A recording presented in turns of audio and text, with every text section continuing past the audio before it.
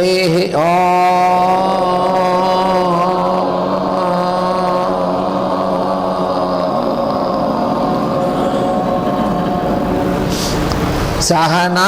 సహనావతు సహనౌ భునక్తు సహ వీర్యం కరవావహై తేజస్వినావధీతమస్తు మా విద్విషావహై. ఓం శాంతి శాంతి శాంతి. వాసుదేవ.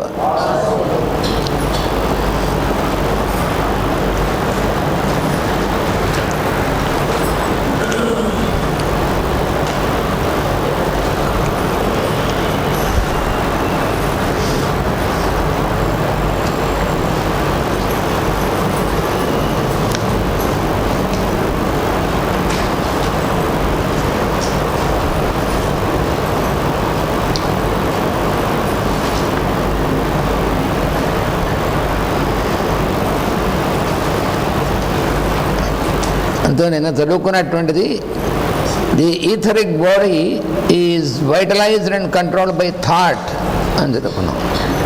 ప్రాణమయమైనటువంటి శరీరం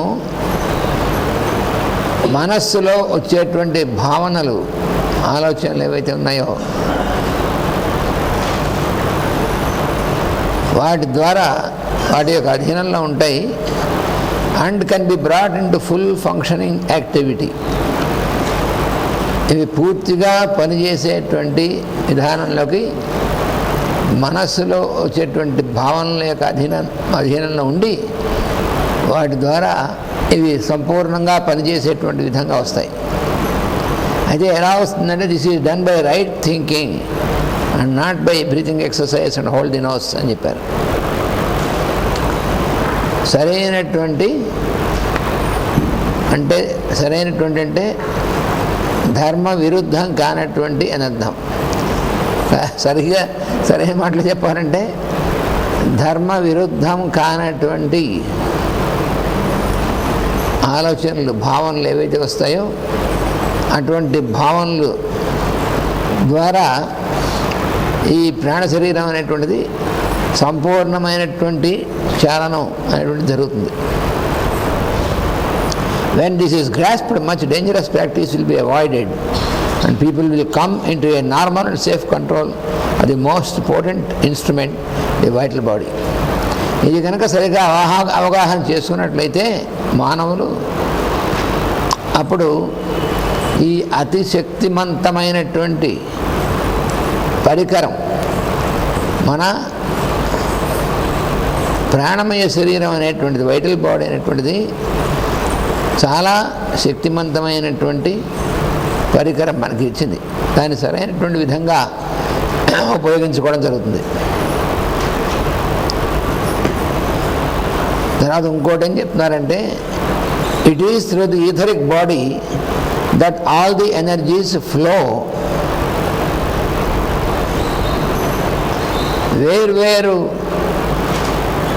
సోర్సెస్ నుంచి వచ్చేటువంటి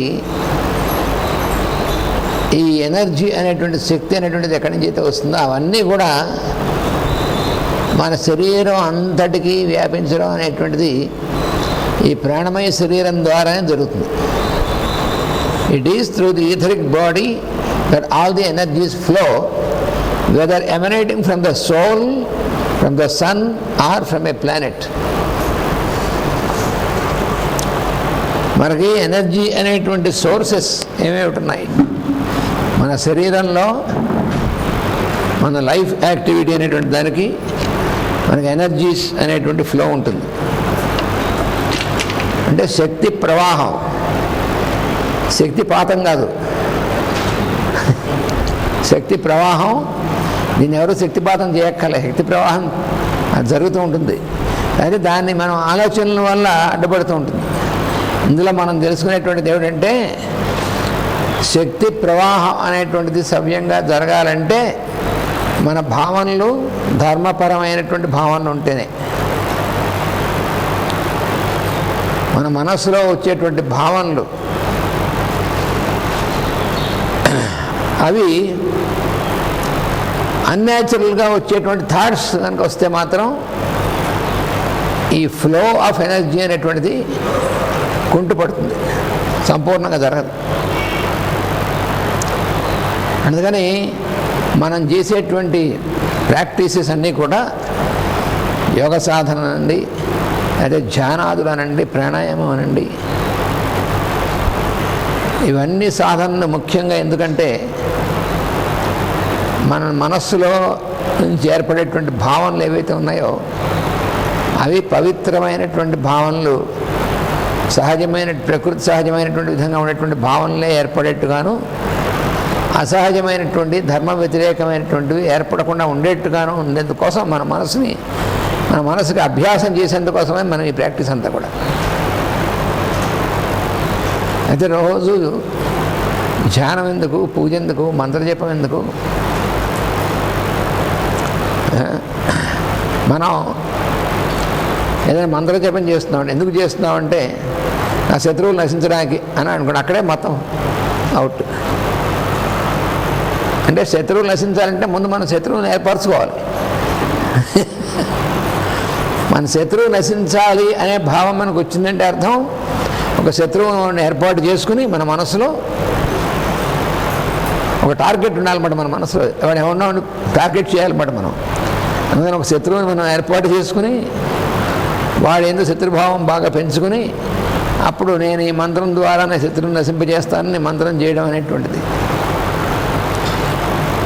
శత్రునాశం కోసం మనం మంత్రం చేయడం అనేటువంటి చేస్తే దానివల్ల వచ్చే పెద్ద ఇబ్బంది ఏమిటంటే మనం ఎవరినైతే శత్రువుగా భావిస్తున్నామో ఆ భావన వల్ల వాడికి మనం శత్రువు అవుతాం.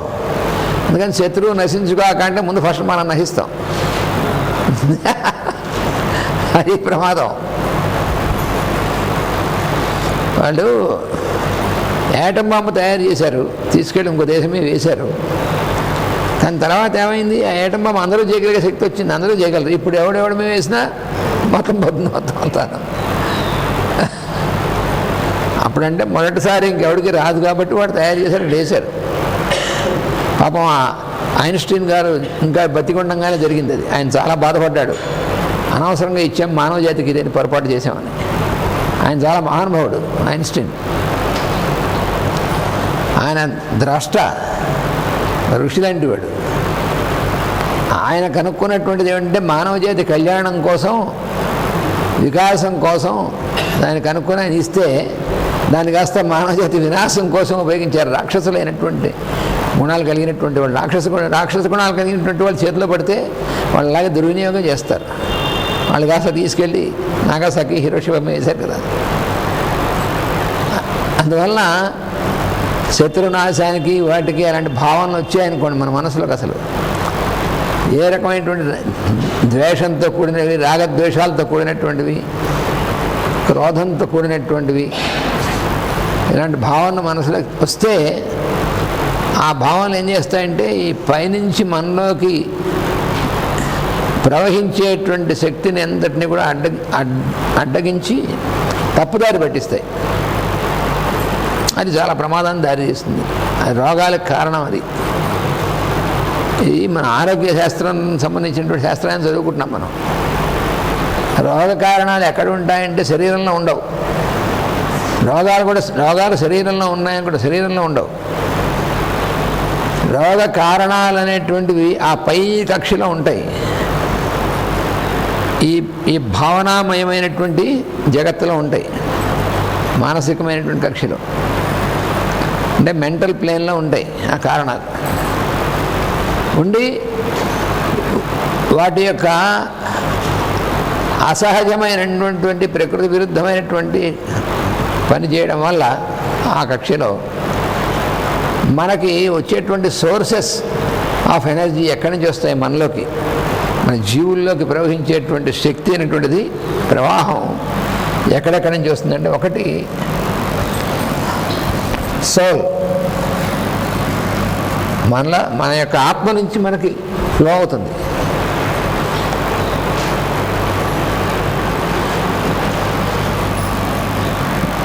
అంతకంటే పైన ఇతర గ్రహములు, ప్లానెట్స్,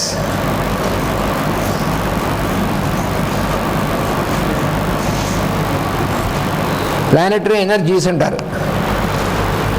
మనం ఆస్ట్రాలజీ చదువుకుంటున్నాం కదా, అందులో ఉన్నటువంటిది ప్లానెట్స్ అనేటువంటి వాటి యొక్క ఎనర్జీస్ అనేటువంటివి కూడా మన దాకా వస్తాయి. అందుకనే మనమే వాటి ప్రభావం ఉంటుంది. ఇంకా అంతకంటే పైన సన్, సూర్యుడు అంటే మొత్తం అన్నిటికీ కేంద్రమైనటువంటి వాడు. అక్కడి నుంచి కూడా అసలు ప్రాణశక్తి మూలమైనటువంటి సోర్స్ అది.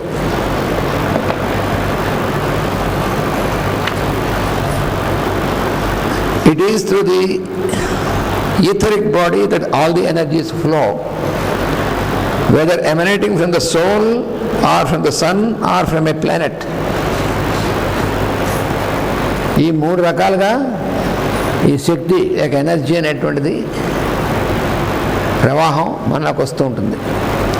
కానీ అవి ఏ వచ్చినప్పటికీ డైరెక్ట్గా మన శరీరంలోకి వస్తే మన శరీరం ఉండదు. భౌతిక శరీరం మీకు డైరెక్ట్గా ఫ్లో అవ్వడానికి అవకాశం ఉండదు. ఎలాగైతే ఎలక్ట్రిసిటీ జనరేట్ అయ్యేటువంటి చోటు నుంచి మన ఇంటికి డైరెక్ట్ కనెక్షన్ పెట్టి ఏమవుతుంది, ఇల్లు కాలిపోతుంది. అది ఎవడైనా నాకు ఈ మధ్యలో ఇవన్నీ ఈ మధ్యలో ఈ పోలు, ట్రాన్స్ఫార్మరు, ఈ స్విచ్ ఇవన్నీ నాకు వద్దు, నాకు డైరెక్ట్ కనెక్షన్ పెట్టుకుంటానని నిన్న పిచ్చివాడు ఎవడైనా ఆ ఎలక్ట్రిసిటీ తయారవుతున్నటువంటి చోటు నుంచి డైరెక్ట్గా వాడు ఇంటికి కనెక్షన్ పెట్టుకున్నాను అనుకోండి, మొత్తం ఇంటితో సహా ఇంట్లో ఉన్నవాళ్ళు ఇల్లు మొత్తం కాలిపోతాయి. మన ఇంటికి ఎంతవరకు సహించగలదో, ఎంతవరకు మాత్రం అవసరమో అంతవరకు దాన్ని తగ్గించి ఇన్సులేషన్ అనేటువంటి చేసి అప్పుడు మన ఇంటికి కనెక్షన్ ఇవ్వాలి. మన పవర్ నుంచి మనకు కనెక్షన్ ఇవ్వాలి. కానీ మన ఇంటికి పవర్ హౌస్ నుంచి డైరెక్ట్ కనెక్షన్ ఎవడు ఇచ్చుకోడు, ఇస్తే ఉండవు మనం. అలాగే ఈ సోర్స్ ఆఫ్ ఎనర్జీ సూర్యుడి నుంచి డైరెక్ట్గా మన శరీరం మీద కూర్చుని మన శరీరం అసలు ఒక క్షణం కూడా ఉండదు, మొత్తం భస్మైపోతుంది.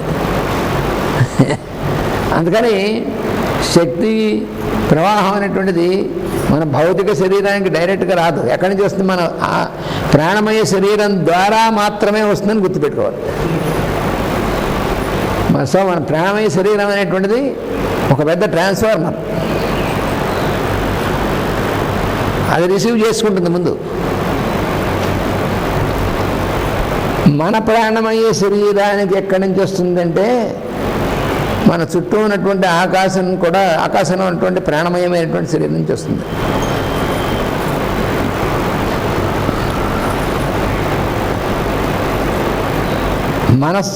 మన సూర్యుడి నుంచి డైరెక్ట్గా మన ఎర్త్ మీద కూడా అంతా పడదు, అది కూడా ఉంది.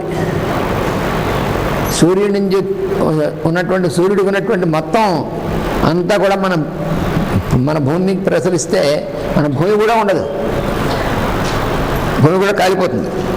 అది ఉండదు, ముందు సహించలేదు. అందుకని మన భూమి ఎంతవరకు అయితే తీసుకోగలదో దాని పరిమితి ఉంది. అవే సప్త కిరణములు అంటారు. అంటే సూర్యుడి కిరణాలు అన్ని ఏడే కాదు, సూర్యుడి కిరణాలు అనంతమైనటువంటివి, ఇన్ఫినిట్. సూర్యుడి నుంచి ఎమనేట్ అయ్యేటువంటి కిరణాలు ఏదైనా. కానీ మన భూమి ఏర్పడి, మన భూమికి భౌతికమైనటువంటి శరీరం ఏర్పడి, ఈ భూమి మీద ఉన్నటువంటి జీవులకి భౌతికమైనటువంటి శరీరం ఏర్పడడం అనేటువంటిది పాసిబుల్ అవ్వాలంటే మనకి ఈ 7 మాత్రమే పరిమితం, 7 వరకే.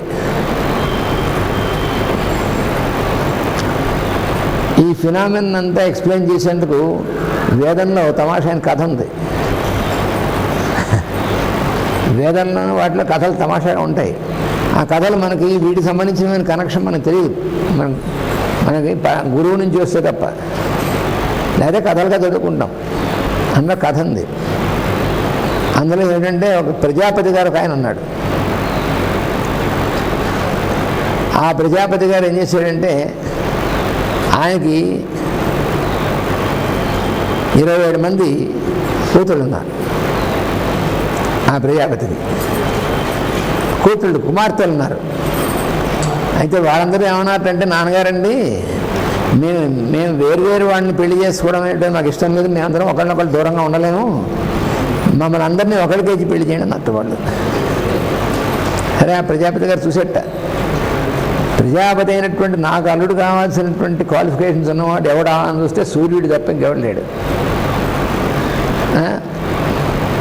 సరే అప్పుడు సూర్యుడిని పిలిచి, అయ్యా నా కూతుళ్ళు 27 మందిని నీకే ఇద్దాం అనుకుంటున్నాను అంటే, నాకే అభ్యంతరం లేదు, మీ ఇష్టం అన్నట్టు ఆయన. సరే ఇచ్చాడు, పెళ్లి చేశాడు. పెళ్లి చేసి అమ్మాయిలందరినీ పసుపు కుంకాలతో కాపడానికి పంపించాడు. వాళ్ళు మర్నాడు తిరిగి వచ్చారు. మర్నాడు తిరిగి వచ్చారు.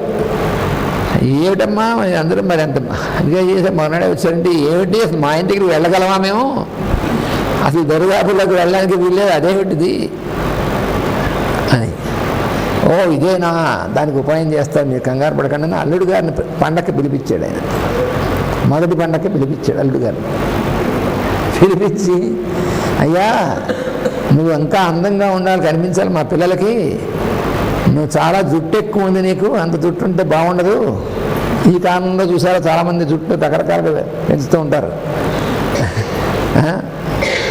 అలా జుట్టు పాపం సూర్యుడికి కూడా జుట్టు బాగా ఎక్కువ ఉందట, జుట్టు పెరిగిపోయింది నీకు అని పిలిపించి తను స్వయంగా కత్తిరించి 27 ఇవి మాత్రమే ఉంచాడు.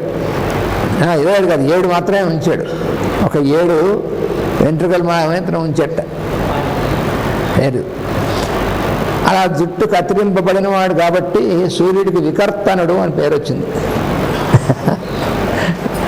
కత్తిరింపబడిన జుట్టు కలిగినటువంటి వాడు అని వికర్తనుడు అంటే దీని అర్థం ఏమిటి అంటే, మన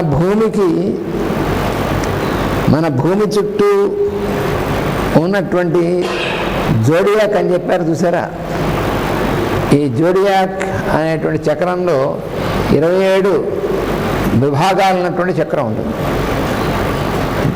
అవే 27 నక్షత్రాలండి.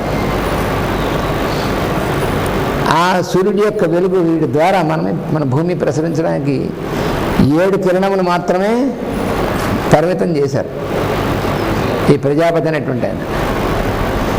అది విబ్జిఆర్ అంటాం చూసారా, మన స్పెక్ట్రమ్. అది అంతకంటే ఇటు కానీ అటు కానీ ప్రవహిస్తే భూమి ఉండదు. అందుకని అలా చేశారు. అలాగా ఆ 7 అనేటువంటివి, ఆ 7 కూడా 7 వేరు రంగుల్లో ఉంటాయి.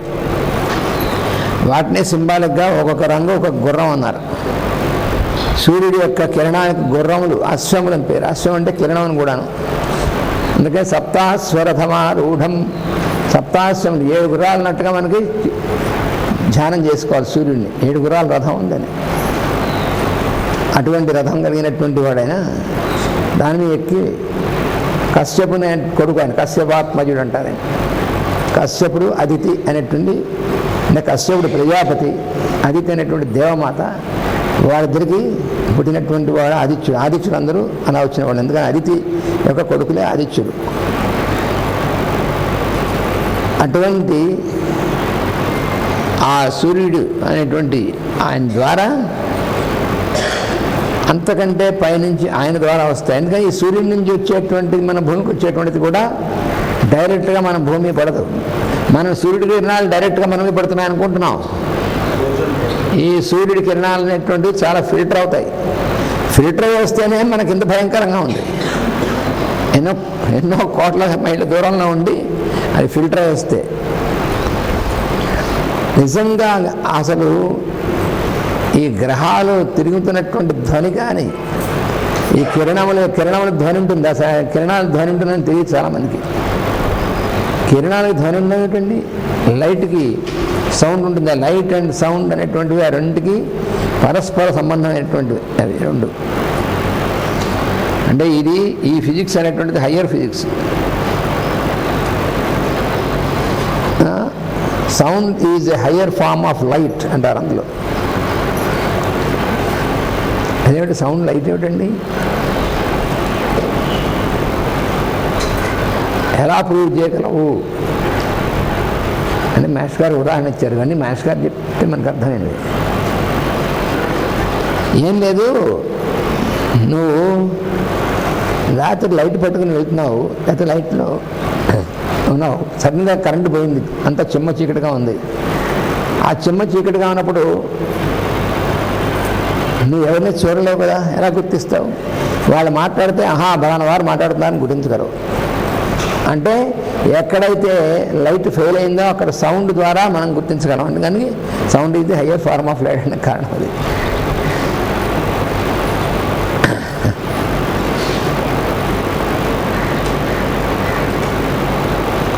ఇలాగా ఈ ఎనర్జీస్ అన్నీ కూడా మన భూమి మీదకి ప్రసరించడం అనేటువంటిది మన భూమి యొక్క ప్రాణశక్తి ప్రాణ శరీరం ద్వారా ప్రసరిస్తాయి భూమి మీద. అలాగే భూమి మీద ఉన్నటువంటి జీవనమైనటువంటి మనకి ఎనర్జీ రావడం అనేటువంటిది మనలో ఉన్నటువంటి ప్రాణ శరీరం ద్వారా వస్తుంది.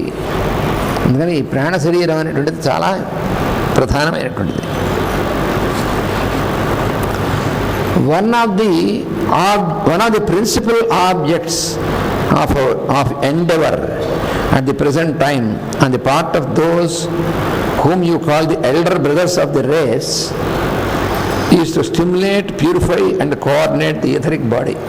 ఇది ఒక్కొక్క సెంటెన్స్ని అలాగ అర్థం చేసుకుని ధ్యానం చేసుకోవాలి. సెంటెన్సెస్ మామూలుగా అంటే ఇవి సైన్స్, హయ్యర్ సైన్స్. ఇది ఈ సైన్స్ మనం మామూలుగా తెలుగు అనేటువంటి సైన్స్ కంటే చాలా అడ్వాన్స్డ్ సైన్స్. మనం అడ్వాన్స్డ్గా చదువుకుంటున్నాం అనుకున్న సైన్స్ చాలా పిల్లకాయ సైన్స్. అందులో ఏం మొహమాటం లేదు. ఇది కాస్మిక్ సైన్స్. ఇప్పుడు ఏమంటున్నారంటే ఇందులో the principal objects of endeavour at the present time, ఇప్పుడున్నటువంటి ప్రస్తుత కాలంలో జరుగుతున్నటువంటి ప్రయత్నం ఏదైతే ఉందో, ఇది ఏ ప్రయత్నం ఎవరు చేసేటువంటిది అంటే on the part of those whom you call the elder brothers of the race. మానవ జాతి మొత్తానికి ఎల్డర్ బ్రదర్స్, అగ్రజులైనటువంటి వాళ్ళు అంటే ఎవరు? ఈ భూమి మీద సృష్టి ప్రారంభం అవడం అనేటువంటిది ఎలా జరిగిందో, జీవులు సృష్టి అనేటువంటిది, ఈ భూమి మీద ఉన్నటువంటి జీవుల సృష్టి ప్రారంభం ఎలాగా అంటే మనం భాగవతం చదువుకోవాలి, అందులో తెలుస్తుంది. భాగవతం మొదలైన పురాణాల్లో ఇదంతా కూడా ఇస్తారు. భూమికి కూడా ముందు ఫిజికల్ బాడీ లేదు, మన భూమికి కూడా భౌతిక శరీరం లేదు. భౌతిక శరీరం క్రమంగా ఏర్పడుతుంది. ఈ భూమికి భౌతిక శరీరం ఏర్పడడానికి, భూమి మీద జీవులు ఏర్పడడానికి, ఆ ఏర్పడినటువంటి జీవుల యొక్క వికాసం ఇవన్నీ కూడా ఇవి జరగడానికి పనిచేసేటువంటి వారే హైలీ ఇవాల్వ్డ్ బీయింగ్స్ అంటారు. వాళ్ళే ఋషులైనటువంటి వాళ్ళు, ప్రజాపతులు, వాళ్ళందరూ కూడా. వాళ్ళు ఏం చేస్తారంటే వాళ్ళు మొదటి మానవులుగా వాళ్ళు అవతరిస్తారు భౌతికమైనటువంటి కక్షలో ప్రారంభం చేయడానికి. ఇది ఇప్పుడున్నటువంటి ఆంథ్రోపాలజీ మొదలైనటువంటి వాళ్ళకి ఈ సంగతి తెలియదు. ఇది సీక్రెట్ డాక్టరింగ్ మొదలైనటువంటి గ్రంథాల్లో ఎక్స్ప్లెయిన్ చేయబడింది. ఇది బ్రహ్మ విద్య కదా. ఇది ఆంథ్రోపాలజీ అని ఒక సబ్జెక్ట్ ఉంది, ఒక సైన్స్. అంటే మానవుడు ఎప్పటి నుంచి పుట్టాడు, ఎక్కడి నుంచి పుట్టాడు అంటే కోతి నుంచి పుట్టాడు అని, కోతి నుంచి పుట్టాడు మానవుడు. అది ఒక చిన్న పార్ట్ ఆఫ్ ది ఇది. అసలు మొట్టమొదటి ప్రారంభంలో ఆదిమ మానవుడు మాత్రం ఉన్నాడు. వాడికి ఏమీ తెలియనటువంటి వాడు క్రమంగా ఎవల్యూషన్లో ముందుకొచ్చాక ఇప్పుడు మళ్ళీ తెలియగల వాళ్ళు వచ్చారు అనుకుంటారు వీళ్ళు. అసలు ఈ ప్రాసెస్ ప్రారంభించాలంటే తెలివైన వాడు నుండి ప్రారంభిస్తారా, చతుర్థం నుండి ప్రారంభిస్తారా? ముందు ఇది ప్రిసైడ్ చేసి ఇది ఇలా కాస్మిక్ ప్లాన్, డివైన్ ప్లాన్ని ఇక్కడ వర్కౌట్ చేయడానికి రావాలంటే ఇప్పుడు ఇక్కడ ప్రాజెక్ట్ ఉంది. ఈ ప్రాజెక్టు ఇప్పుడు ఇలా పనిచేస్తుంది. ఇది మొదట ప్రారంభం కాకముందు ఈ ప్రాజెక్ట్ ఎలా ప్రారంభం చేయాలి, ఎలా కట్టాలి, ఏమిటి అని చాలా దీని గురించి మేధావులైనటువంటి వాళ్ళు వస్తారా ముందు, లేకపోతే పారాను పలుగు పట్టుకుని వాళ్ళ ముందు వస్తారా? అంటే మామూలు సైన్స్కి ఈ డైమెన్షన్ తెలియదు అసలు. అంటే వీళ్ళు ఆదిమ మానవుడు అంటే మొట్టమొదటి ఏమీ తెలియనటువంటి వాడు, ఒంటి మీ బట్టలైనటువంటి వాళ్ళు, అలాంటి వాళ్ళు వచ్చారు కావాల్సని ఈ పిచ్చి పిచ్చి వాటిల్లో చెప్పేటువంటి వాటిలో ఉంటుంది. వాళ్ళకి తెలియదు. అదే ఇంటెలిజెన్స్ ముందు ఉంటుందా, మ్యాటర్ ముందు ఇవాల్వ్ అవుతుందా, ప్రజ్ఞా వికాసం ముందు వస్తుందా, లేకపోతే ద్రవ్య వికాసం ముందు అవుతుందా? వీడు ద్రవ్య వికాసాన్ని మాత్రమే చెప్తుంది సైన్స్, మామూలు సైన్స్. ఎవల్యూషన్ ఆఫ్ మ్యాటర్ ఎలా ఇవాల్వ్ అవుతుంది? ఇదే విషయం మేడం బ్లావెట్స్కీ సీక్రెట్ డాక్టర్ గ్రంథంలో ఇవన్నీ కూడా వివరించి మోడర్న్ సైన్స్కి అర్థం కానిటువంటి విషయాల్ని వివరించి చెప్పడం జరిగింది. ప్రజ్ఞ అనేటువంటిది ముందు వికాసం చెందితేనే దాని వెనక ద్రవ్యం అనేటువంటిది ఏర్పడి వికాసం చెందుతుంది. అందుకని ద్రవ్యం దానంతటది ఇవల్యూషన్ ఎలా జరుగుతుంది? అవ్వదు. దాని ప్రజ్ఞ కాన్షియస్నెస్ కావాలి. అందుకని ఇవల్యూషన్ ఆఫ్ కాన్షియస్నెస్ అనేటువంటి అంశం ఏదైతే ఉందో అది మోడర్న్ సైన్స్కి ఇంకా ఇప్పటిదాకా తెలియదు. అసలు కాన్షియస్నెస్ అనేటువంటిది ఎలా ఉంటుందో తెలియదు. ఐన్స్టీన్ గారు వచ్చినటువంటి ఫార్ములా ఏదైతే ఉందో E=mc² అని, దానికే పూర్తిగా దాని గురించి తెలియ కొట్టుకుంటారు ఇంకా ఇప్పటిదాకా. Matter and energy is interchangeable అని కదా ఆయన ఇచ్చింది. దానికే ఇప్పటిదాకా ఇంకా పూర్తిగా అది ఎలాగా అనేటువంటి తెలియట్లేదు.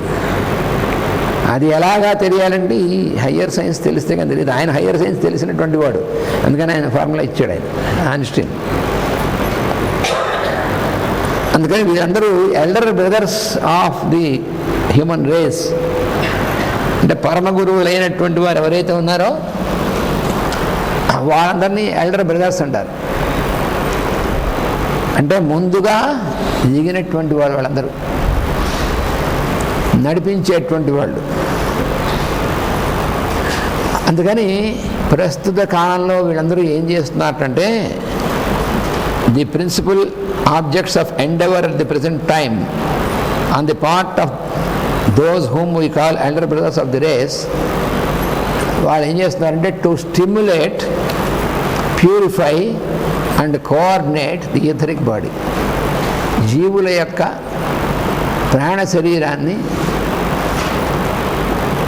సరైనటువంటి విధంగా అందులో స్పందన కలిగించి దీన్ని పవిత్రీకరణం చేసి ఆ ఈథరిక్ బాడీతో అనుసంధానం చేయడం అనేటువంటిది అది వాళ్ళు చేసేటువంటి పని. అందుకు మాస్టర్స్ అందరూ పనిచేస్తుంది. అటువంటి మాస్టర్స్నే మనం ధ్యానం చేస్తున్నటువంటి వాళ్ళందరూ elder brothers of the race.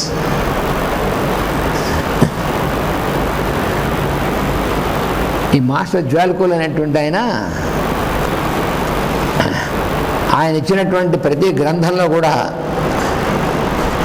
మొట్టమొదట ఒక చిన్న కొన్ని లైన్స్ రాస్తారు ప్రతి గ్రంథంలోనూ.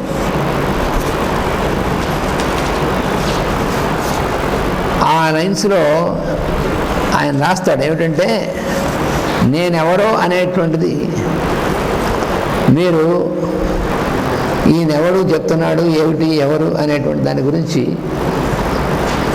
మీరు ఎక్కువగా ప్రయాసపడద్దు. నేనెవరినంటే మీకంటే కొంచెం ముందుగా దీంట్లో వికాసం చెందినటువంటి వాడిని, ఎక్కడి నుంచి మా గురువుల నుంచి నేను చేయటువంటి వాడు. అందుకనే ఈ విజ్ఞానం అంతా ఎక్కడి నుంచి వస్తుంది, ఎక్కడికి వస్తుందంటే ఆయన ఏం చెప్పాడంటే, from those whom I follow to those who follow me అన్నాడు. పరంపర అంటే అన్నాడు, from those whom I follow to those who follow me. ఇంతే, ఇట్ ఈస్ సో సింపుల్, దీని గురించి పెద్దగా ఇదేం ఒక్కర్లేదు అన్నాడు. I am your elder brother అన్నాడు. మీరు గురువు అని అనుకోక్కర్లేదు, నేను మీకంటే కొంచెం ముందు కాస్త కొంచెం ఎక్కువ ఎక్స్పీరియన్స్ ఉన్నటువంటి వాడిని అనుకోండి, యువర్ ఎల్డర్ బ్రదర్.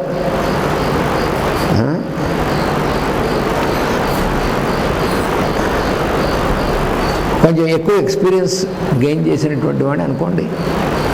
అందుకని నేను చెప్పినటువంటి విషయాలు మీకు నచ్చితే వాటి స్వీకరించడం, నచ్చకపోతే పక్క తోసేయండి అని చెప్పాడు.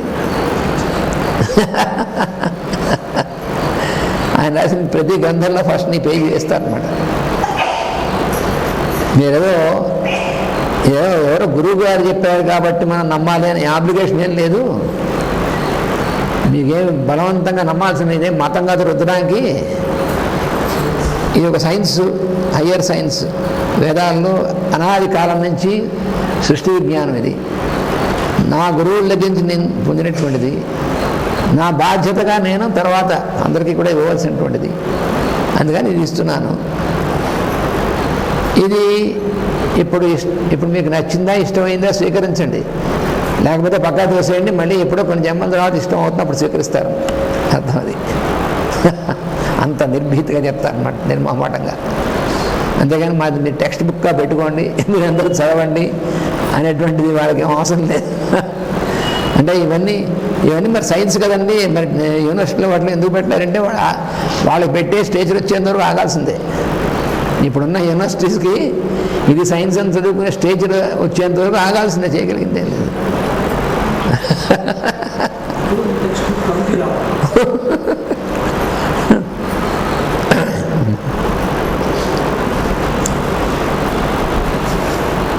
This etheric body is not only the transmitter of prana, but is the medium for all energies which we are considering. అన్ని రకాలైనటువంటి శక్తులు, శక్తి అంటే ఇక్కడ శక్తి అంటే మామూలు మనం శక్తులు వస్తాయి అది కాదు. శక్తి అంటే ఏదైతే ఎనర్జీ అంటున్నాం ప్రాణశక్తి అని అర్థం. అదే కొన్ని పదాలు జాగ్రత్తగా అర్థం చేసుకోవాలి. మరి శక్తులు వస్తాయంటే హాంఫర్ట్ అంటే అది శక్తులు అంటే అలాంటివి ఏం రావు. అసలు అలాంటివి వస్తాయని అనుకోవడం కూడా భ్రమ. అసలు ఎందుకు రావాలి అలాంటివి?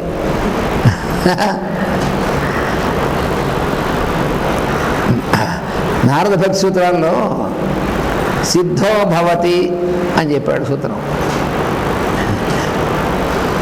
భక్తి అనేటువంటి పొందినటువంటి వాడు సిద్ధో భవతి అని చెప్పాడు.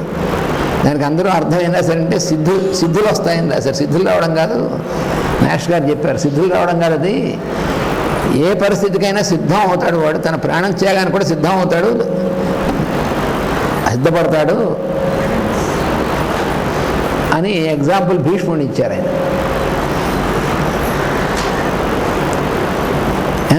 నిన్ను మేము ఎలా చంపచ్చు? ఎందుకంటే భీష్ముడు అధర్మ పద్ధతి వైపు ఉన్నాడు, అది ఆయనకు కూడా తెలుసు, మొహమాటానికి ఉన్నాడు. కానీ ధర్మం ఎటువైపు ఉందో భీష్ముడికి తెలుసు.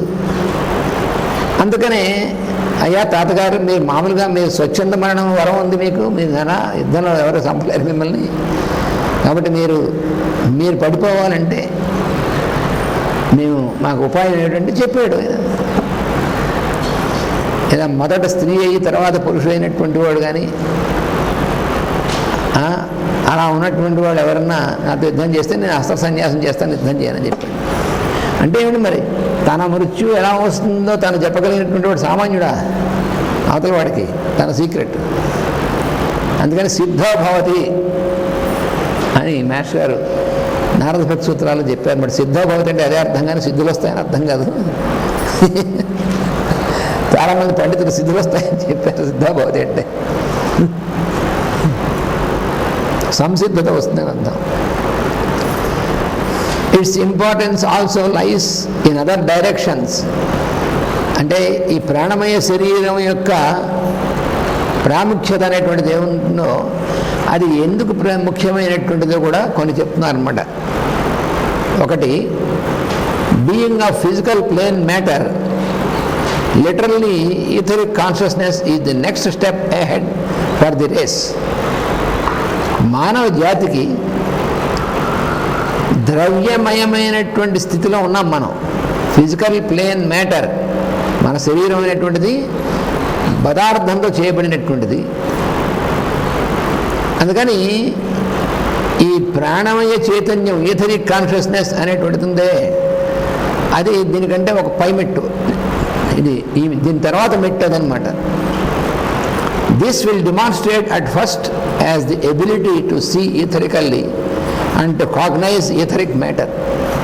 అందువల్ల భౌతికమైనటువంటి పదార్థమైనటువంటి శరీరంతో చేయబడినటువంటి దాంట్లో ఉన్నటువంటి వాళ్ళకి దీని తర్వాత ప్రాణమయ శరీరం అనేటువంటిది ఎలా ఉంటుంది అని దర్శనం చేసుకోవాలి. ప్రాణమయ శరీరం అంటే ఎలా ఉంటుందని తెలుసుకోవడానికి ఇదొక స్టెప్ అన్నమాట. అందుకని ప్రాణమయ శరీరం అనేటువంటిది,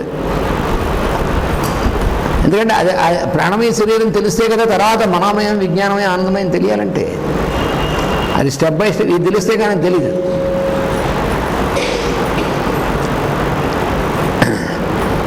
ఇది తెలియడం అంటే ఎలాగా? తెలియడం అంటే ఊరికనే మనకి దాని గురించి తెలియడం కాదు, దాని ఎక్స్పీరియన్స్ అవ్వాలి. తెలియడం అంటే we have to experience it, get in to the experience అని తెలియడం అంటే. దానికి మనం ఏం చేయాలంటే, అందుకనే తైత్తరీయోపనిషత్తులో భృగువల్లి అనేటువంటి ఒకసారి మనం ఇదొక మెన్షన్ చేశాను. భృగురు వైవారుణి వరుణం పితరముపససార. వరుణుడు కొడుకు భృగు అనేటువంటి వాడు తండ్రి దగ్గరికి వెళ్ళి బ్రహ్మను తెలుసుకోవాలని ఏం చేయమంటారని అడిగాడు. చెప్తారా మీద? నేను చెప్తే నీకు అర్థమయ్యేది కాదు, నువ్వు తపస్సు చేయాలన్నాడు. సతపోతప్యత సతపస్తత్వా, ఆయన తపస్సు చేశాడు. తపస్తత్వా, తపించి ఎన్నాళ్ళు తపస్సు చేశాడు? 40 రోజులు మండల దీక్ష. ఇలాంటిది ఏం కాదు, కొన్ని వేల సంవత్సరాలు. వేల సంవత్సరాలు ఎలా తపస్సు చేస్తాడు? నాన్ సెన్స్ అని సైంటిస్ట్ కోప్పడతాడు. ఇప్పుడు వేల సంవత్సరాలు తపస్సు చేయడం అంటే వాడి పుత్రుడు, వాడి మనవడు, అలా మళ్ళీ దిగి వచ్చినటువంటి వాళ్ళు అందరూ మానవజాతి మొత్తం తపస్సు చేసిందని అర్థం. అది మానవజాతి కథ అది. అంతేగాని ఒకేసారి ఒక శరీరంలోనే ఉండి తపస్సు చేసి కనుక్కున్నాడని అర్థం కాదు. దాని గురించి మాస్టర్ గారు ఇచ్చినటువంటి తైత్తరీయోపనిషత్తు మాస్టర్ గారు ప్రవచనం చేసినటువంటి క్యాసెట్స్ వింటే, ఆ సీడీలో వింటే అప్పుడు అక్కడ అర్థమవుతుంది. అర్థం మొత్తం ఆయన చాలా మనకి అరటిపండు తీసినట్టు ఇచ్చారు. మామూలుగా అర్థమయ్యేటువంటిది కాదు అది. తైత్తరీయోపనిషత్తులో ఉన్నటువంటిది ఆ సైన్స్ మొత్తం. వాడు మొట్టమొదటి దాని నుంచి ఈ అన్నమయమే బ్రహ్మం అని వచ్చాడు. అన్నం బ్రహ్మేతి విజానాత్, అన్నమే బ్రహ్మని తెలుసుకోవడం జరిగింది అని దానికి కొన్ని కరాలు వేసి చెప్పాడు. ఎందువల్ల అన్నమే బ్రహ్మ అనేటువంటిది అని. మంచిదే అన్నాడు ఆయన, కాదనలేదు. అరే నీకేం తెలియదురా అబ్బాయి అనలేదు. చాలా మంచిది ఆయన, భలే కనుక్కున్నావు, నువ్వు చెప్పింది నిజమే అన్నాడు. అదేమిటి నిజమేనా? నిజం కాదేమిటి? అన్నము కూడా బ్రహ్మమే. అందుకని వాడు ప్రస్తుతం అన్నమే బ్రహ్మం అంటే ద్రవ్యమే బ్రహ్మం అన్నాడు. Ultimate matter is the ultimate my dear father అన్నాడు. అది వాడు చెప్పింది. వెరీ గుడ్ అన్నాడు. అంటే మ్యాటర్ అనేటువంటిది అందులో భాగమే. మళ్ళీ కొన్నాళ్ళు ఎందుకు వాడికి అనిపించింది, అరే పదార్థం బ్రహ్మం ఎలా అవుతుంది, దీనికంటే పైన ఏదో ఈ పదార్థాన్ని నడిపించేటువంటిది ఉండాలి కదా అని వాడికే వచ్చింది. మళ్ళీ వచ్చి నాన్నగారు ఉండవి ఇంకేదో ఉన్నట్టు అనిపించిందా మళ్ళీ తపస్సు చేయన్నాడు. అది పద్ధతి. శిష్యుల్లో ఉన్నటువంటి దాన్ని అలా పైకి తీసుకురావడం నిజమైనటువంటి గురువు చేసే పద్ధతి. దాన్ని మేషారు అన్నారంటే ది ప్రాసెస్ ఆఫ్ ఇండక్షన్ అన్నారు. ఒక అయస్కాంతం యొక్క సమీపంలోకి ఒక ఇనప మొక్కను తీసుకెళ్తే ఆ ఇనప మొక్కలో కూడా అయస్కాంత తత్వం అనేటువంటిది ఉద్బుద్ధం అవుతుంది. దేనివల్ల? ఆ అయస్కాంతం యొక్క ప్రెజెన్స్ వల్ల. అది ఇండక్షన్ అంటే. అందుకని ఇది కూడా అంతే అన్నారు. అందుకని వాడికి మళ్ళీ అనిపిస్తే మళ్ళీ తపస్సు చేయన్నాడు. మళ్ళీ వెళ్ళాడు, మళ్ళీ తపస్సు చేశాడు. అన్ని సంవత్సరాలు తపస్సు చేశాడు. వచ్చి ఈసారి నాకు అర్థమైంది, ప్రాణో బ్రహ్మే దివ్యజానాత్. ప్రాణం అనేటువంటిది ఉంటే కదా అండి మ్యాటర్ మూవ్ అయ్యేటువంటిది. కాబట్టి ప్రాణం అనేటువంటిదే అల్టిమేట్, ప్రాణం ఇది అల్టిమేట్. వెరీ గుడ్ అన్నాడు ఆయన. దానికి మళ్ళీ చెప్పాడు, ఎందుకని ప్రాణం అనేటువంటిది ఉంటేనే ఇవి అవుతాయి, ప్రాణమే ముఖ్యమైనటువంటి అన్ని వాడు ఫార్ములాలు చెప్పాడు. నువ్వు చెప్పింది అంతా నిజం, చాలా సంతోషం అన్నాడు. మళ్ళీ కొన్నాళ్ళు అయింది, మళ్ళీ ప్రాణం నిజమే కానీ ఈ ప్రాణాన్ని సరైనటువంటి విధంగా డైరెక్ట్ చేసి నడిపించేటువంటిది ఇంకేదో శక్తి లేకపోతే ఇలా నడుస్తుంది అని వాడికే వచ్చింది. వచ్చి మళ్ళీ అదేమిటి నాన్నగారు అని అడిగాడు. వచ్చి గురువుగారు తండ్రి గురువు కూడా వారు ఉంటే వచ్చి అడిగాడు.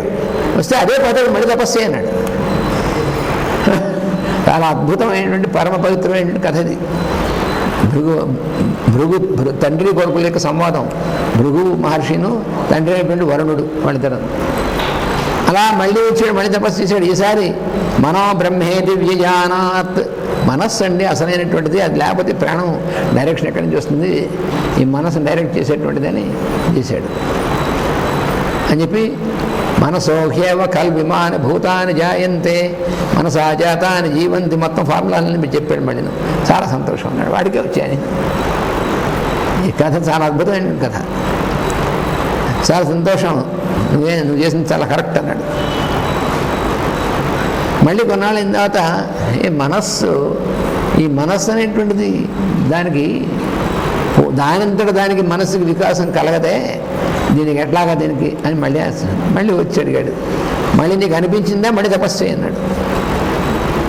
ఈసారి విజ్ఞానం బ్రహ్మేతి విజానాత్ అన్నాడు. Intelligence is the ultimate thing, అది బ్రహ్మం అంటే బుద్ధి అనేటువంటిది అన్నాడు. వెరీ గుడ్, ఇప్పటికి సరైనటువంటిది వచ్చింది రానికి పర్వాలేదు, వచ్చింది అన్నాడు. ఇంక ఫైనల్గా నాకు వచ్చేసింది మంచిదే అన్నాడు. మళ్ళీ కొన్నాళ్ళ తర్వాత కాదు, ఇంకొకటి ఏమిటో వీటన్నిటికీ సారభూతమైనది ఏదో ఉండాలిగా, దాంతో ఇవన్నీ చేయబడినటువంటిది అదేదో ఉండాలి అనిపిస్తుంది కాబట్టి మళ్ళీ తపస్సు అన్నాడు. మళ్ళీ తపస్సు చేశాడు. అప్పుడు చెప్పాడు ఆనందో బ్రహ్మే దివ్యజానాత్. ఇంకా ఫైనల్ స్టెప్కి వచ్చాడు అంతే. అలా గురువు అలా డైరెక్ట్ చేస్తాడు శిష్యుణ్ణి. అంతేగాని గురువు క్లాసులో పెట్టి నూరి పోసి పొద్దునుంచి రాత్రి దాకా చావుకొట్టి పట్టించడం కాదు గురువు అంటే. ఎందుకంటే తనలోనూ శిష్యులను ఉన్నటువంటిది ఒకటే వెలుగు, దాన్ని ఉద్బుద్ధం చేయడం, అది కూడా ఎలాగా తన యొక్క ప్రెజెన్స్తో అటువంటి సంబంధం అన్నమాట. So being of the physical plane matter, literally etheric consciousness is the next step ahead for the race. This will demonstrate at first as the ability to see etherically and to cognize etheric matter. భౌతికమైనటువంటి పదార్థం ఎలా అయితే ఉందో అలాగే etheric matter, శక్తిమయమైనటువంటి పదార్థం ఉంది అని చెప్పి తెలుసుకోగలిగినటువంటి స్థితి వస్తుంది. అది రెండోది, it is the field of exploration immediately ahead of the modern scientist. ఆధునికమైనటువంటి శాస్త్రజ్ఞుడికి కూడా నెక్స్ట్ ఎక్స్ప్లోర్ చేయవలసినటువంటి ఫీల్డ్ ఇదే. ఎందుకంటే మ్యాటర్ గురించినటువంటిది తెలుసు, మెటీరియల్గా మ్యాటర్ని ఎలా యూజ్ చేసుకోవాలి, భౌతిక పదార్థం ద్రవ్యమైనటువంటి లోకం అని తెలుసు, కానీ ద్రవ్యమైనటువంటి దానికి శక్తిమయమైనటువంటిది కొంతవరకు తెలుసు. మేడం బ్లావెట్స్కీ గారు ఆవిడ ఒక మాట చెప్పింది, ఏమిటంటే by the end of 19th century still man is the slave of matter. By the end of 20th century, man will be master of space.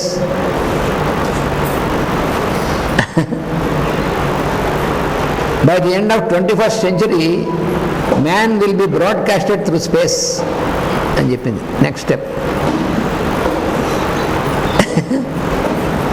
మొట్టమొదట by the end of 19th century, man is the slave of matter. పదార్థం ద్రవ్యం అనేటువంటి దాంట్లోనే ఇంకా ఉంది వాడి consciousness, వాడు ఇంకా ద్రవ్యం అనేటువంటి దాన్ని దాటి ఎక్స్ప్లోర్ చేసే స్థితి ఇంకా రాలేదు అప్పటికి 19th century ఎండ్కి. By the end of 20th century man will be, ఇక్కడ అప్పుడు చెప్పింది కదా మరి, అందుకని విల్ బీ అని భవిష్యత్తులో చెప్పింది. Man will be master of space అందుకనే స్పేస్ రీసెర్చ్ అనేటువంటిది, వేరే గ్రహాలు పంపించడం అనేటువంటిది ఇవన్నీ కూడా స్టార్ట్ అయ్యాయి కదా మరి 20th century ఎండ్కి వచ్చేప్పటికి. అంతటితో మానవుడంతా బ్రహ్మాండంగానే కనిపెట్టేసారు. కాదు, ఇంకా చాలా ఉంది. By the end of 21st century man will be broadcasted through space. ఇది ఇప్పుడు మనం ఆలోచిస్తే ఇంకా అసాధ్యం. ఇదేమిటిది, ఏదో ఫిక్షన్లా ఉంటుంది. మరి విమానం కనిపెట్టకముందు రామాయణంలో విమానంలో తిరిగినట్టుగా ఉంది. కథలు అట్టగా రాస్తారు పూర్వం కథలన్నీ కూడా అలాగా మజిలీ కథల్లా రాస్తారు. విమానం ఏమిటి, పైన వెళ్ళడం ఏమిటి, ఆయనే కదా అప్పటిదాకా చెప్పుకుంది. మరి రైట్ బ్రదర్స్ ఎప్పుడైతే కనిపెట్టారో అప్పుడు రైట్ నిజమే విమానం వెళ్తున్నాం, మనం అందరం వెళ్తున్నాం కదా, ప్రతి వాడు వెళ్తున్నాడు. ఇప్పుడు ఎలకలు కూడా వెళ్తాయి విమానంలో. మేషాజ్ఞ వారు ఫారిన్ రిటర్న్ అంటూ ఉంటారు. మనమే కాదు, మన విమానం ఎక్కిన విమానం ఎలకలు ఉంటే అవి కూడా వెళ్ళొస్తుంటాయి, అది ఫారిన్ రిటర్న్ అంటే మనం పెద్ద గొప్ప కాదన్నారు.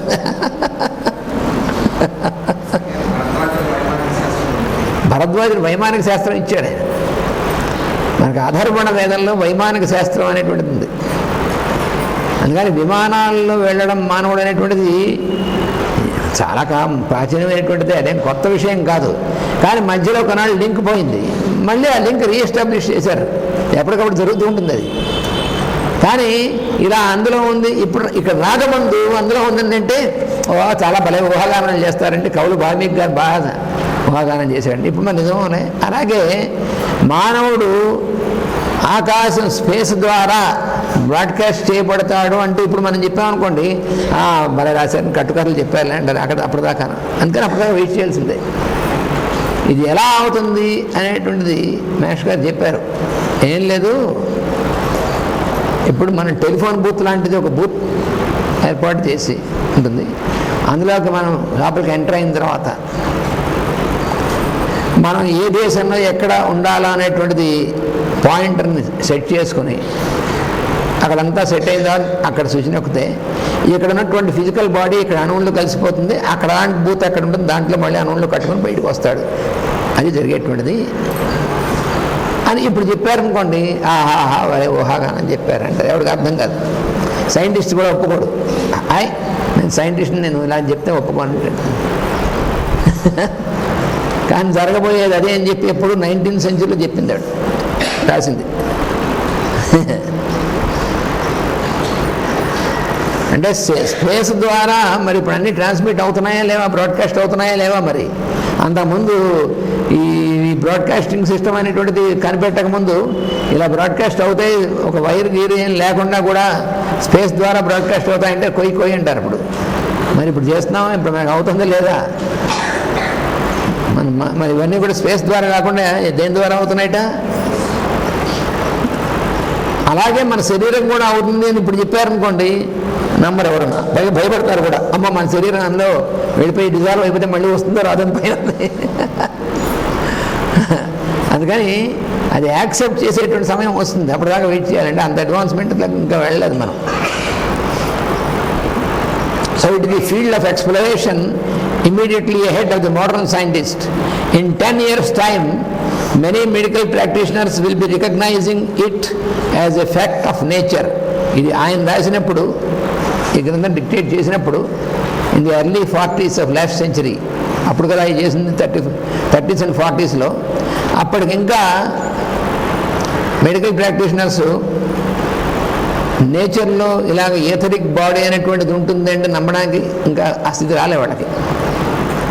కానీ ఆయన చెప్పే 10 yearsలో వస్తుంది అప్పుడప్పుడు కరెక్ట్గా. అలాగే మిడిల్ ఆఫ్ 19th century వచ్చేప్పటికి ప్రాణమయమైనటువంటిది ఒకటి ఉంటుంది అనేటువంటిది అప్పటికే కొంచెం ఎక్కింది. అప్పుడు అది ఇంకోటి ఏం చెప్తున్నారంటే, most of the diseases that the physical body suffers from at present, ఇది చాలా ఇంపార్టెంట్ సెంటెన్స్ ఇది.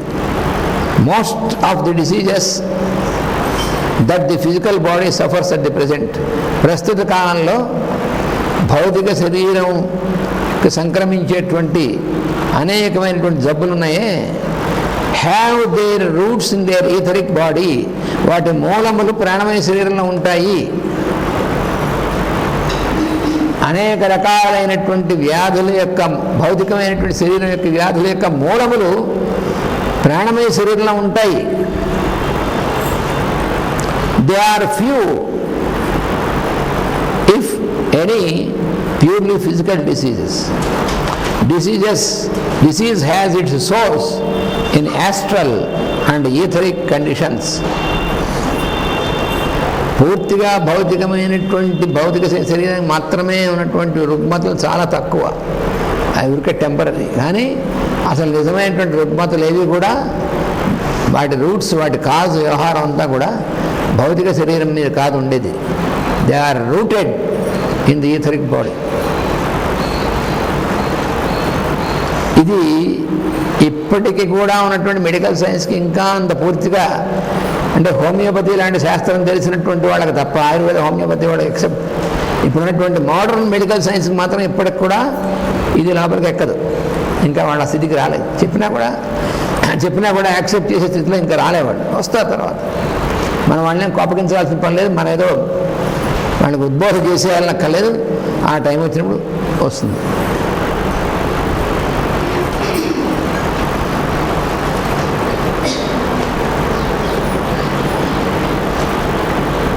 The etheric emanations of people can be great contaminators. ఇది మరొక చాలా శాస్త్రీయమైన సత్యం.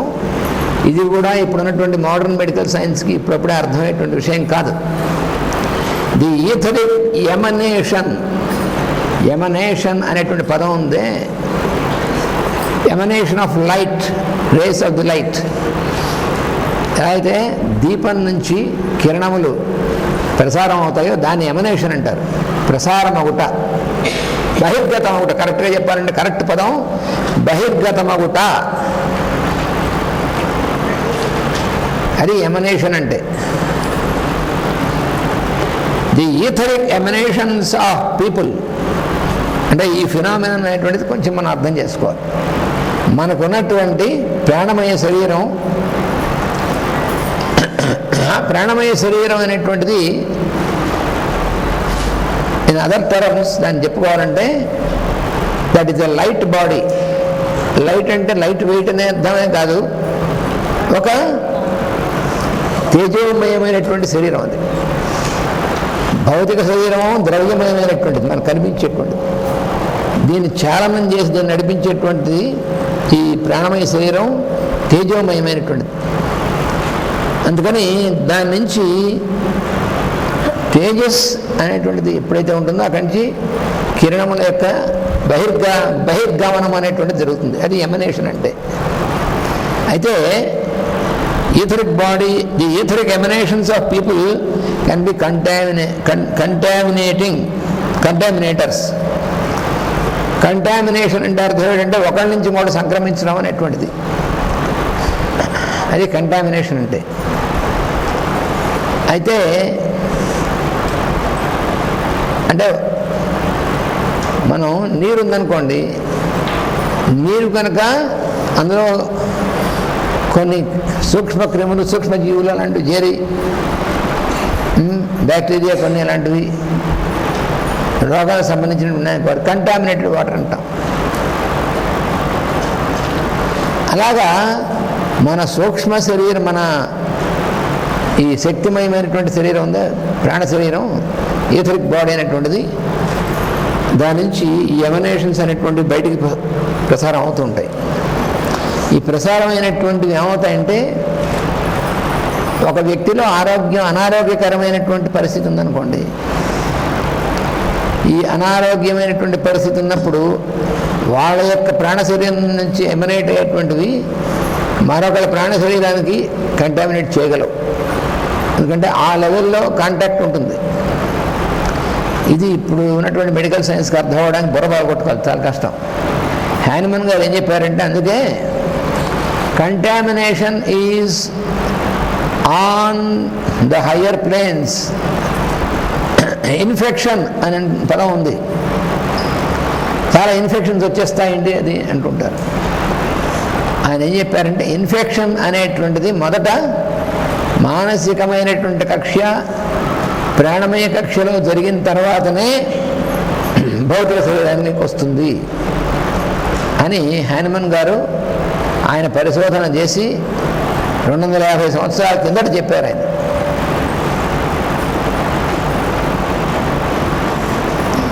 కానీ ఇప్పటికీ కూడా ఇప్పుడున్నటువంటి మెడికల్ సైన్స్కి కంటామినేషన్ అంటే ఓన్లీ ఫిజికల్ కాంటాక్టే, లేదంటే వాళ్ళు తాగిన వీళ్ళు తాగినప్పుడు వాళ్ళు తిన్నప్పుడు అలాగేదో బ్యాక్టీరియా ద్వారా తప్ప ఈ మానసికమైనటువంటి కక్షలో కానీ కంటామినేషను ప్రాణమయమైనటువంటి కక్షలో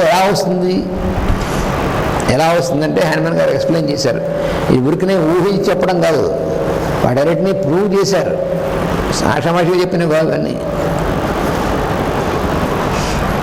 ఉదాహరణ మన మాస్టర్ గారు ఇంకా మనకు బాగా తెలిసిన ఉదాహరణ ఇచ్చారు.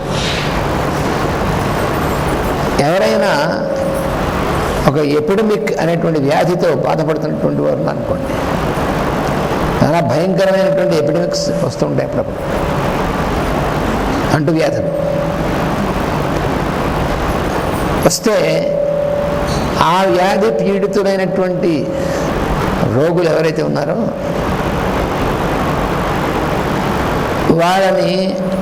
వాళ్ళకి సేవ చేసేటువంటి వాళ్ళు ఉంటారు మరి హాస్పిటల్స్లో. వాటి మామూలుగా కూడా వాళ్ళ యందు సానుభూతి చూపి వాళ్ళకి సేవ చేసేటువంటి వాళ్ళకి ఇది తొందరగా సంక్రమించదు. ఇది ప్రకృతిలో ప్రూవ్ అయినటువంటిది. కాకుండా వాళ్ళని అసహ్యించుకుని వాళ్ళ మీద కోపంతోనో వాళ్ళ మీద అసహ్యంతోనో ఇలాగా నెగిటివ్ థాట్ ఉన్నటువంటి వాళ్ళకి వాళ్ళు పక్కనే లేకపోయినా ఎక్కడ ఉన్నా సంక్రమిస్తుంది. ఇది చాలా ప్రూవ్ అయింది. ఆ రోగం మనకు వస్తుందేమో అని దూరం నుంచి భయపడినటువంటి ఉంటారో వాళ్ళకి వస్తుంది. అది మెంటల్ లెవెల్లో ముందు కంటామినేట్ అవుతుంది, కాంటాక్ట్ అవుతుంది. ఎందుకంటే మన థాట్స్ అనేటువంటి రెండు రకాలు, హార్మోనియస్ థాట్స్, డిస్హార్మోనియస్ థాట్స్. అంటే శుద్ధమైనటువంటి ఆలోచనలు, తప్పుడు ఆలోచన అని చెప్పుకోవాలి కరెక్ట్గా, డిస్హార్మోనియస్ థాట్స్. మనం గనక జాగ్రత్తగా మనం చేసుకుని మన ఆలోచనలు భావనలు అనేటువంటివి ఏ వ్యక్తిని గురించి అయినా సరే సంబంధించినటువంటిది ఎప్పటికప్పుడు మనం జాగ్రత్తగా వాటిని ప్యూర్గా అట్టే పెట్టుకున్నటువంటిది అవి శుద్ధమైనటువంటివి. అది ప్యూర్గా ఎలా ఉంటాయి? ఇంప్యూర్ అవ్వకుండా ప్యూర్గా ఉండాలంటే అంటే వాళ్ళ హితం కోరుతుండాలి, వీళ్ళు బాగుండాలి, వీళ్ళు మంచిగా ఉండాలి, వాళ్ళందరూ బాగుండాలి అని ఎవరు మనకు గుర్తొస్తే వాళ్ళందరినీ కూడా వాళ్ళ గురించి ద్వేషం కానీ రాగద్వేషాలు ఏమీ ఉండకుండా ఉండాలి మనసులో. ఇదే మనం ప్రాక్టీస్ చేస్తుండాలి. వాళ్ళంటే చాలా దుష్టుడండి, నీకెందుకు అది? You are not concerned. ఎవరిని గురించి అయినా సరే ఇది మనం బాగా ప్రాక్టీస్ చేయాలి.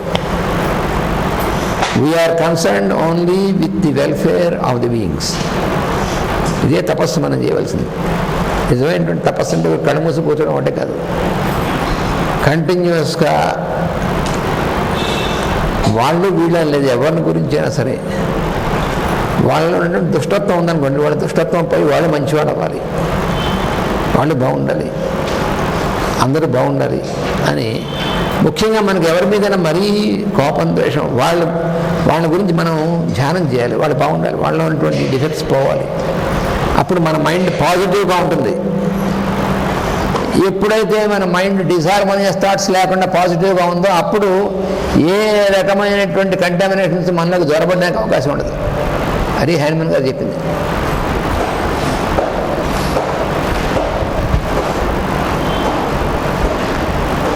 Such a person is not susceptible to receive any sort of infection in its true sense. ఎక్కడ మానసికమైనటువంటి కక్షలో ముందు మనం రిసీవ్ చేసుకోకుండా మనకి ప్రొటెక్షన్ పెట్టుకుంటాం అన్నమాట. పాజిటివ్ థింకింగ్ లేకుండా కనుక మన మనస్సులో ఈ డిస్హార్మోనియస్ థాట్స్ ఎంత ఎక్కువగా ఉంటే అంతగా మనం we will be prone to any sort of infection. ఈజీగా మనం ఏ ఇన్ఫెక్షన్కైనా మన శరీరం సిద్ధంగా ఉంటుంది. బట్ ఎక్కడో ఏదో ఊళ్ళో ఏదో వచ్చిందంటే ముందు వీడికి వస్తుంది ఇక్కడ, అది వినంగానే.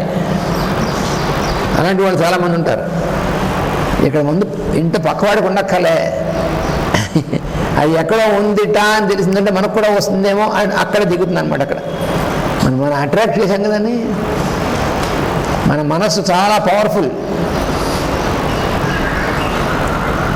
మన మనస్సుకున్న శక్తి మనకు తెలియదు. అందుకని ఇటువంటి అట్రాక్ట్ చేయడంలో ఆ పవర్ అంతా దీని పనిచేస్తుంది. అందుకనే ముందు నుంచి మన మనస్సుని ట్రైనప్ చేసుకుంటూ ఉండాలి. అది మనం చేసేటువంటి సాధన అంతా కూడా. అనవసరమైన ఆలోచనలు నాకు రాకూడదు అంటాం, అప్పుడే వస్తాయి. వాటి మనసుతో ఫైట్ చేయకూడదు, అది పెద్ద ప్రమాదం. అక్కడే ఉంది రహస్యం అంతా. పతంజలి మహర్షి కానీ భగవద్గీతలో శ్రీకృష్ణ పరమాత్మ కానీ ఇచ్చినటువంటి ప్రొసీజర్ అంతా కూడా మన మాస్టర్ తింటే ప్రేయర్స్ దాంట్లో ఇచ్చారు కదా. Don't fight your lower nature. మనలో ఉన్నటువంటి లోవర్ నేచర్తో మనం ఫైటింగ్ చేస్తే మనం కూడా కిందకి వెళ్తాం. Don't hate.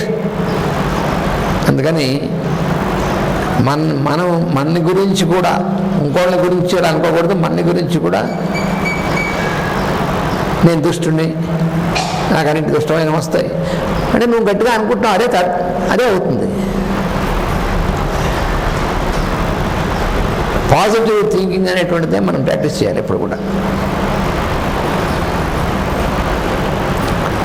పాజిటివ్ థింకింగ్ అనేటువంటిది ఎంత బాగా మనం ప్రాక్టీస్ చేస్తే మన ప్రాణమయమైనటువంటి శరీరం అంత స్ట్రాంగ్గా ఉంటుంది. అప్పుడు ఏంటంటే ఆ అదర్ ట్రాన్స్మిషన్స్ వచ్చేటువంటి వాటిని రిసీవ్ చేసుకోకుండా బ్లాక్ అవుతుంది అనమాట. మీకు ఎందుకు చేతబడి చేస్తాం అంటూ ఉంటారు. ఎవడి మీ పని చేస్తుంది? ఎవడైతే భయపడతారో వాడి మీద పనిచేస్తుంది. అందుకే వాళ్ళు చేసినటువంటి వాళ్ళు వాళ్ళ ద్వారా వీళ్ళ ద్వారా వీడికి ఇన్ఫర్మేషన్ అందేటి చేస్తారు. వీడికి అందకపోతే పనిచేయదు. నీ ప్రయోగం చేశారట, మన వాడిని ప్రయోగం చేశారు అని చెప్పి వీడి మైండ్కి బాగా, అప్పుడు వీడి మైండ్ వీక్ అవ్వాలి. అమ్మ వాడు ప్రయోగం చేస్తే అప్పుడు రెడీగా మనమే తీసుకుంటాం అది.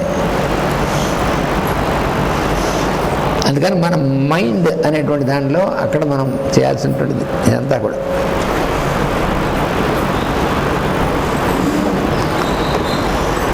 The etheric emanations of people can be great contaminators. In the purification, therefore, of this body lies the secret of a sweeter and saner humanity.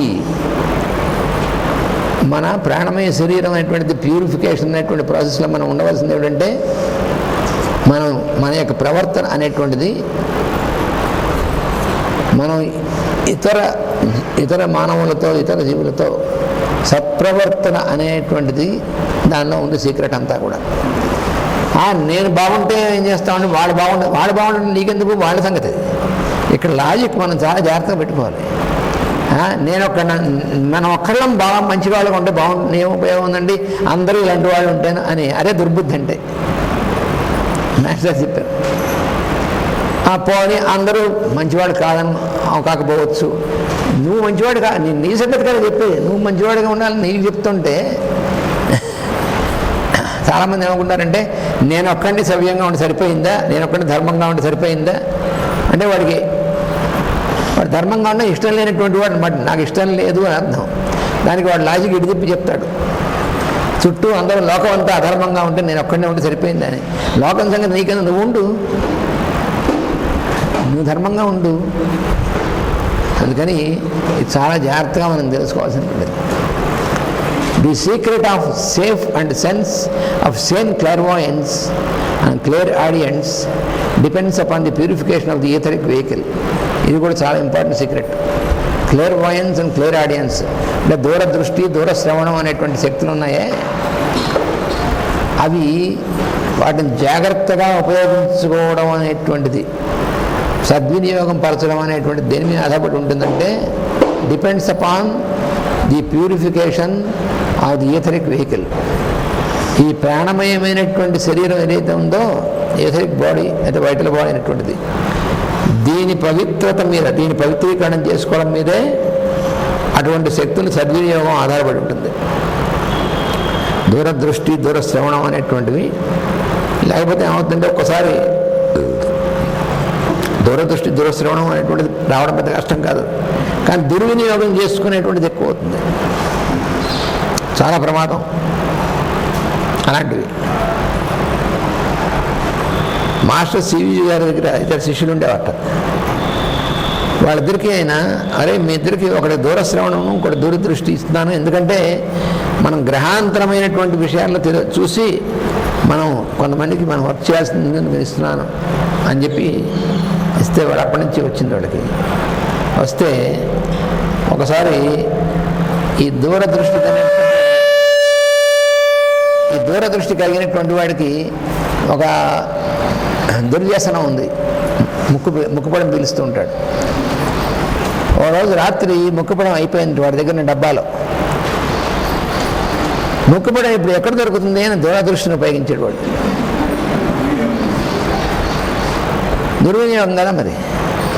రెండవ వాడు దూరశ్రవణం, ఎక్కడి నుంచైనా సరే ఎవరైనా మాట్లాడుతున్నారో వినగలిగినటువంటిది ఉంది. వాడు మనసులో ఏం మాట్లాడుకుంటున్నారు, ఎక్కడేం మాట్లాడుతున్నారా, మనసులో ఏం మాట్లాడుకుంటున్నారని. వాడు ఇలాగ దుర్వినియోగం చేశాడు. నా స్నేహితుడు నా గురించి ఏమనుకుంటున్నాడు తెలుసుకుందాం. క్యూరియాసిటీ అనేటువంటి చాలా ప్రమాదం. ఈ శక్తులను నాకు వినియోగించకూడదు. మొన్నటి పొద్దున వీళ్ళు రాగానే గురువుగారు వాళ్ళు వెన్నుదట్టి, నాయనలారా ఇక నుంచి మీకు పని చేయలే అని తీసి పారేశాడు. ఆయనకు తెలుసుగా గురువుగారు వీళ్ళు ఏం చేస్తుంటారో. అందుకని దుర్వినియోగం అనేటువంటిది ఉందే, శక్తులు మనకి ఇవ్వబడినటువంటి వాటిని దుర్వినియోగం చేయడం అనేటువంటిది చేస్తే అది మనకి ప్రమాదమే, అవతల వాళ్ళకి ప్రమాదమే. అందుకే అటువంటి వాడిని ఇవ్వరు అంత తొందరగాను. మన సద్వినియోగం అయితేనే మనం పని చేస్తాయి, అది పని చేయవు, చేస్తే ప్రమాదం. అది ఈథరిక్ బాడీ గురించినటువంటిది కొంతవరకు మనం చెప్పుకున్నాం. వెంటనే సరస్వతి సూక్తంలోకి వెళదాం.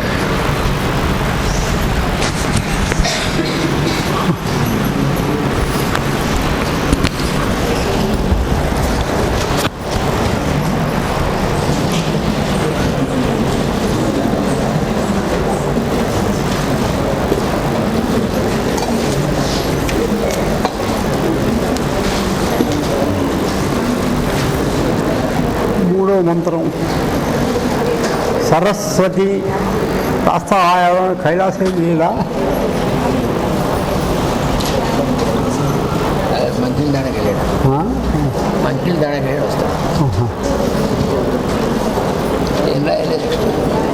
ఏం మంత్రం రాస్తే ఒకసారి వాళ్ళు అంటారని చూస్తున్నా. సరే దేవనిధుడి